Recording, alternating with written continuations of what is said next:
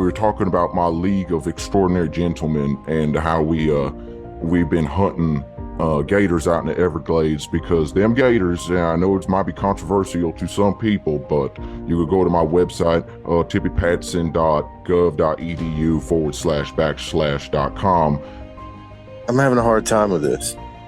Well, it's not so far-fetched, man. I mean, we already know, right? Just look in the book of Revelations. It's all there. And I don't even really need to say more, because if you don't understand that, then you understand the Bible. That's just a book, right? Just a book. A book full of information. I don't appreciate your tone. I'm trying not to get all worked up now. Well, look, here's the thing, man. Like, I already have a hard enough time in this industry because I'm Southern, you know. People think, Southern boys, rednecks, I wear it proud, but they think we're all dumb. And I don't think you're helping them think otherwise. No offense or anything. All due respect, sir. Well, I understand. And we're trying to have a good old conversation about this. And I appreciate you being so open and honest. So, to maybe, so you understand some of my practices and where I'm coming from a bit and how I've trained some of these people that I've met. I think you've ever heard of David Wilcock? I heard him say fairly recently that he'd been bathing in his own urine to get telepathic powers and communicate with angels. And I just want you to know that I can attest to this.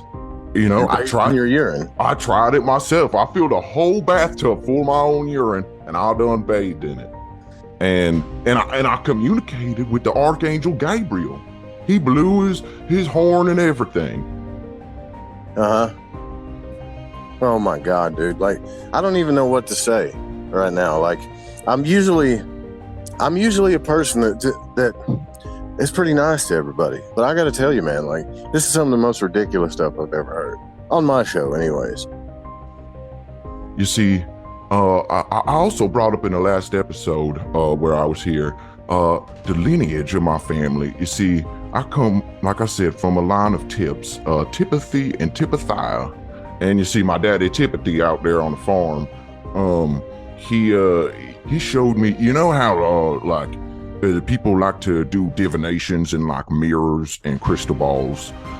Way back in the day, they do divination from like, they'd cut open chickens and like look at their innards and stuff. They'd even do that. Like thousands and thousands and thousands of years ago. Well, my daddy, he actually he figured out how to do divination through Scat. Like animal So faces. you're looking at bear shit. Is that what you're telling me? It was mostly farm scat, but yeah.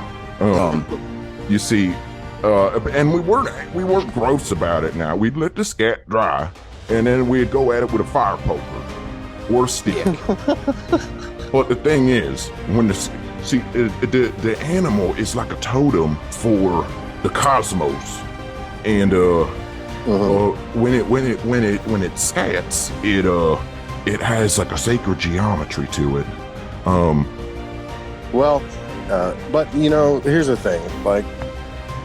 thing. I don't know if I should take this serious or not, man.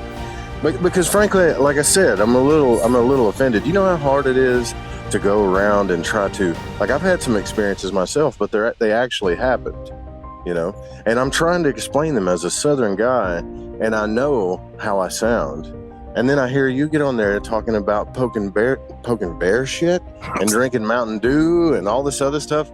Do you realize how you sound? That's all I'm saying.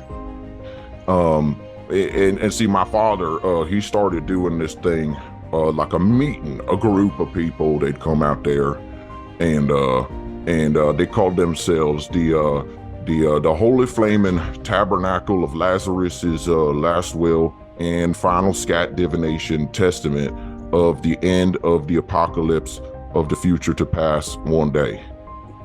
And that's what they called themselves. And my God.